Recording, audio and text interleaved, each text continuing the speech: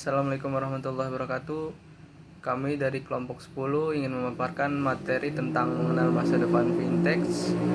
Dan sebelumnya saya akan memperkenalkan kelompok saya, kelompok 10. Yang pertama saya sendiri Panca Oktaviana dengan NIM 2008203074. Yang kedua ada Nisa Amelia Aktiviani dengan NIM 2008203072. Dan yang selanjutnya ada Muhammad Faisal dengan NIM 2008203053.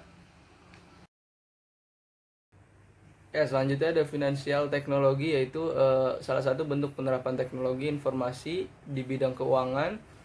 Alhasil keluarlah berbagai model keuangan baru yang pertama kali mulai oleh Zopa pada tahun 2004, yaitu sebuah intuisi keuangan di Inggris yang menjalankan jasa peminjaman uang dalam perspektif sejarah konsep inti dari pengembangan. Dan yang selanjutnya ada peraturan dan ketentuan dalam industri fintech.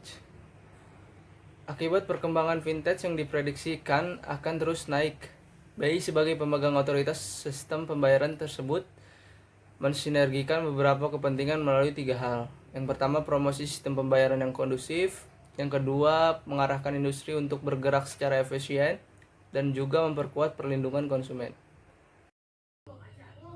Dan yang selanjutnya itu sementara ini Bank Indonesia sudah mengeluarkan peraturan nomor 18/40 per 2016 untuk mengatur proses pembayaran transaksi e-commerce agar lebih aman dan efisien.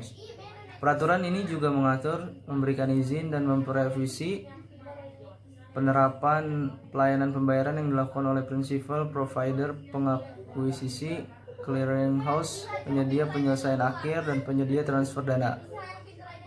Selain itu juga muncul sebuah POJK atau Peraturan Otoritas Jasa Keuangan, yaitu POJK nomor 77 per POJK 01 per 2016 tentang layanan pinjam-meminjam uang berbasis teknologi informasi. Dalam peraturan ini Anda dapat mengetahui panduan dalam pelaksanaan bisnis fintech pada bagian pinjaman, misalnya saja peer-to-peer atau P2P lending. Adapun beberapa bagian yang diatur dalam POJK nomor 77 per POJK 01 per 2016. Yang pertama itu kegiatan usaha, yang kedua pendaftaran perizinan, yang ketiga mitigasi risiko, yang keempat pelaporan, yang terakhir tata kelola sistem teknologi informasi. Baik, di sini saya akan menjelaskan manfaat fintech. Yang pertama adalah kemudahan pelayanan finansial, yang kedua adalah melengkapi rantai transaksi keuangan, yang ketiga adalah meningkatkan taraf hidup, yang keempat adalah melawan lintah darat. Selanjutnya adalah ancaman fintech. Adapun ancaman yang mungkin ditakuti oleh banyak orang saat ini adalah A. Mengurangi kerja manual. Hal ini berindikasi akan meningkatnya jumlah kepala keluarga yang akan kehilangan pekerjaan, seperti yang telah dibuktikan oleh survei LinkedIn yang mengatakan 25% para profesi keuangan kehilangan pekerjaan karena banyak bidang yang mengarah ke sistem komputerisasi. B. Keterbukaan informasi dan kejahatan dunia maya. Dengan adanya digitalisasi, maka semua data anggota keluarga disimpan di dunia maya yang disewa sewaktu-waktu dapat diakses oleh oknum yang tidak bertanggung jawab. Begitu juga dengan kejahatan dunia maya, saat ini ada beberapa jenis cybercrime, yaitu cyberstalking atau mengirim email berulang-ulang.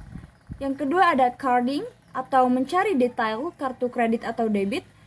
Yang ketiga ada hacking dan cracker yang menguasai sistem komputer. Yang keempat ada cyberquanting atau mencuri domain atau suatu perusahaan. Yang selanjutnya adalah tipe quoting atau menggunakan domain plesetan. Masa depan teknologi fintech di Indonesia: meningkatkan jumlah startup di Indonesia yang bergerak di bidang fintech, pemerataan infrastruktur mendorong perkembangan fintech, lahirnya kerjasama perbankan dan fintech, berkembangnya teknologi blockchain. Terakhir, Indonesia jadi pasar baru pemain fintech di dunia.